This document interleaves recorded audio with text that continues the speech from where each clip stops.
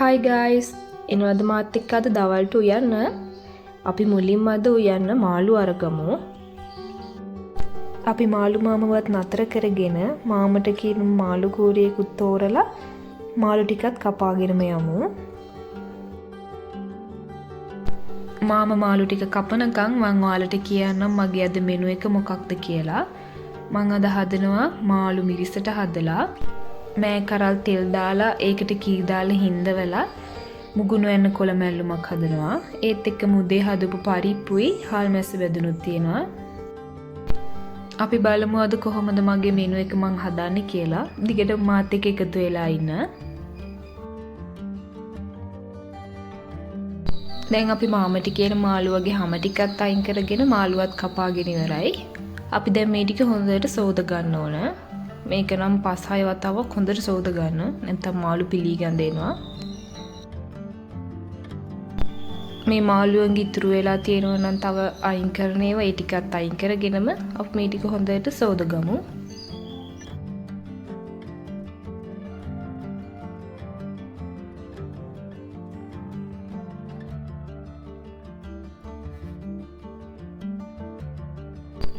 හරි අපි දැන් අපේ මාළු ටික සෝදගෙන ඉවරයි.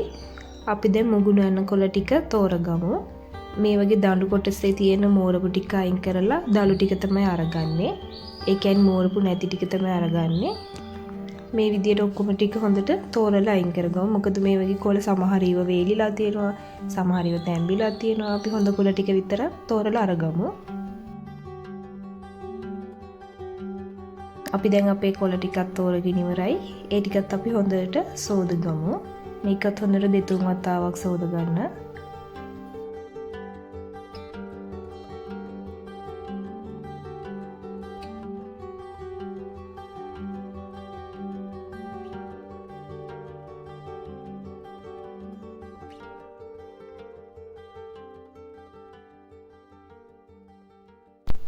කොළ ටිකත් හොඳට සෝදලා ඉවරනාට පස්සේ මම මෑ කරල් ටිකක් අරගෙන මෑ කරල් ටික පොඩියට මේ වගේ කඩා ගන්නවා. මොකද මම අද මෑ කරල් ඉස්සර වෙලා තෙල් දාලා ඒකට කිරි ටිකක් දාලා හිඳවල ගන්න තමයි හිතාගෙන ඉන්නේ.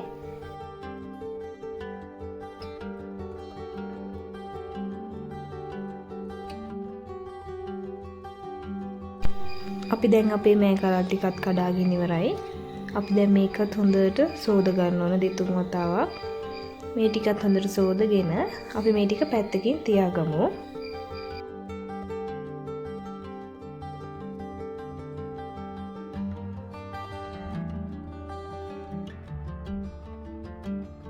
මම දැන් මේ ඉරවලු ටිකත් ඔක්කොම සෝදගෙන මං ගියා කරපිංච ටිකකුයි කොච්චි මිරිස් ටිකකුයි කඩාගෙන එන්න.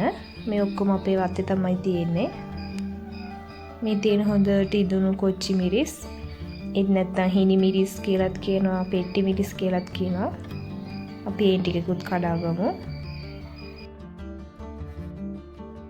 ඊට පස්සේ අපි කඩාගත්ත කොච්චි මිරිස් ටිකයි එතකොට කරපිංච ටිකයිත් හොඳට සෝදගමු.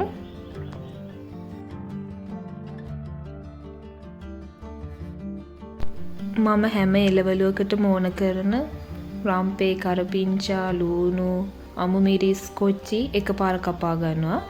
එකපාර කපාගෙන ප්ලේට් එකකින් තියා ගන්නවා. එතකොට අපිට උයන්නත් ලේසි, වැඩේ ඉක්මනට කරගන්න පුළුවන්.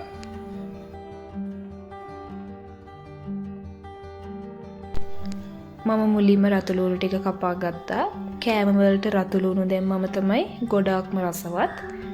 ඔයාලට ඕන නම් මේකට ලොකු ලූණු ගෙඩියක් උනත් කපලා දාගන්න පුළුවන්.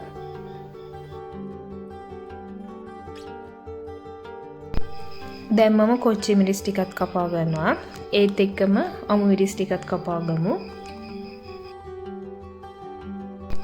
මේ කරල් වලට කොච්චි දාලා ඉවුවහම ගොඩාක්ම රසයි. ඔයාලට කොච්චි නැත්තම් අමු මිරිස් විතරක් දාලා උයන්න පුළුවන්.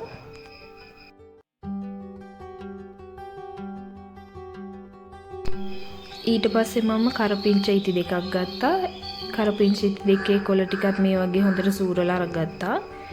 ඒත් එක්කම රාම්පි කොළයක්. රාම්පි කොළේ නම් මැද නාරටි අයින් කරලා තමයි මම ගන්නෙ.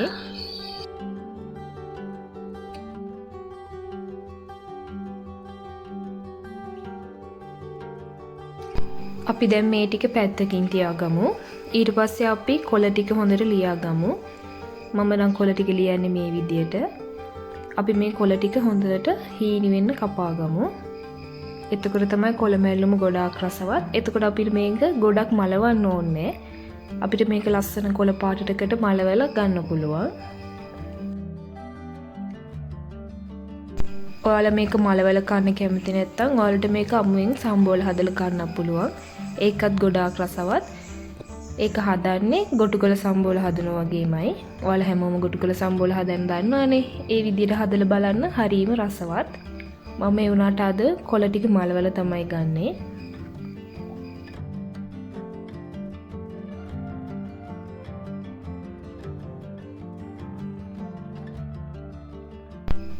අපි දැන් අපේ හැම එළවලුවක්ම කපාගෙන ඉවරයි. අපි දැන් මේ වගේ උයන භාජන වලට අපි කපලා සෝදගත්ත එළවලු ටික දාගමු. මම මුලින්ම මෑකරල් ටික දාගත්තා. ඊට පස්සේ අපි හොඳට සෝදගත්ත මාළු ටිකත් මේකට දාගමු.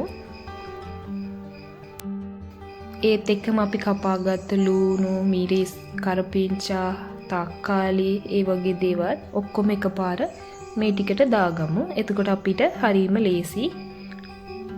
මම මේ මෑකරල් එකට රතු ලූණු, කොච්චි, රම්පේ, කරපිංචා, තක්කාලි එකතු කරගත්තා. ඒත් එක්කම මාළු එකටත් තක්කාලි, අමු මිරිස්, රම්පේ, කරපිංචා එකතු කරගත්තා. ඒත් එක්ක මම මේකට ගම්මිරිස් කුඩු තේ හැඳකුයි, මිරිස් කුඩු තේ හැඳි 3කුයි එකතු කරගත්තා. මේ ක්‍රමය තමයි මාළු හදන්න ලේසිම ක්‍රමය. සමහර විට ඔයාලා මීට වැඩිය වෙනස් ක්‍රම වලට මාළු හදන ඇති. ඒත් ඔයාලා මේ ක්‍රමය try කරලා බලන්න ගොඩාක්ම ලේසි. ඒ වගේම මාළු හරිම රසවත්. ඒත් එක්ක මම මේකට එකතු කරගත්තා ලුණු රස අනුව. ආයේ ගොරක කෑලි 2ක් එකතු කරගත්තා. ඊට පස්සේ අපි මේ මාළු ටික තැම්බෙන්නේ නැති ගානට වතුර දාලා හොඳට කලවම් කරලා අපි මේක ලිපේ තියාගමු. අපි දැන් මේ කරල් එකට පහේ ටික දාගමු. මම මුලින්ම ගම්මිරිස් කුඩු තේ හැඳි කාලක් දාගත්තා. ඒත් එක්ක මුළු හාල් තේ හැඳි කාලක් දාගත්තා. තව අපි මේකට 3-5 කුඩු තේ හැඳි භාගයක් සහ කහ කුඩු තේ හැඳි කාලක් දාගන්නවා. ඒත් එක්කම මිරිස් කුඩු තේ හැඳි භාගයක් දාගන්නවා. අපි තව මේකට රස අනුව ලුණු සහ මේකට තෙල් චුට්ටක් දාගන්න ඕන. අපි දැන් මුගුණු වැන්න එකට පොල් ටිකක් දාගමු. අපි කලින් රතු ලුණු අමු මිරිස් දාගත්තා. ඒත් එක්කම අපි මේකට ලුණු ටිකකුයි කහ චුට්ටකුයි දාලා හොඳට මේ ටික අනාගමු. මේ පොල් ටිකයි කහ ටිකයි ලුණු ටිකයි හොඳට මේ කොළ වලට එකතු වෙනකම් අපි මේක හොඳට අනා ගන්න ඕන. එතකොට තමයි කොළ මැල්ලුම ගොඩාක්ම රස. අපි දැන් අපේ කොළ මැල්ලුම මලව ගමු. මම කලින්ම මාළු එක ලිපේ තියාගත්තා. මේ කොළ ටික ගොඩාක් වෙලා මලවන්න ඕනේ. අපි මොකද මේක චූටියටම කපා ගත්තා. ඒ වගේම කොළ මැල්ලුම් වල ලස්සන පාට තියෙන ඕල මේක වැඩි වෙලාවක් ලිපේ තියාගන්න එපා. ටක් ගාලා මේක ටිකක් රත් වුණාම ලිප ඕෆ් කරලා ඒකේ තියෙන රස්නෙම මේ ටික මලව ගන්න පුළුවන්. අපේ මාළු එකත් ලස්සනට හැදීගෙන එනවා.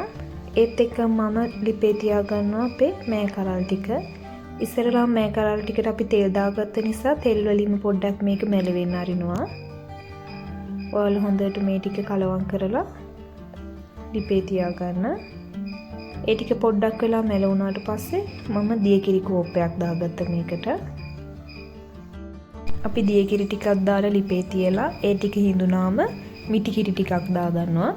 මිටි කිරි ටිකක් දාලා මේ ටිකත් හොඳට කලවම් කරලා ලුණු රසත් බලලා ලුණු මේ වෙලාවේදී මදි නම් ඔයාලට තව ලුණු ටිකක් දාගන්න පුළුවන්. ඊට පස්සේ අපි මේ ටික හොඳටම හිඳ ගන්නවා.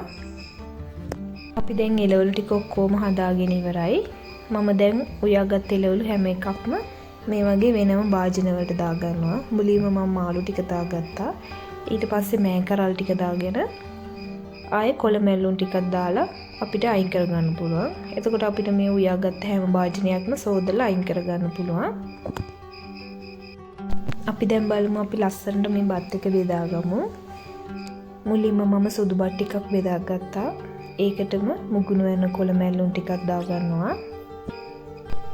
අපි හදාගත්ත මෑකරල් ලුණු ටිකක් දාගමු.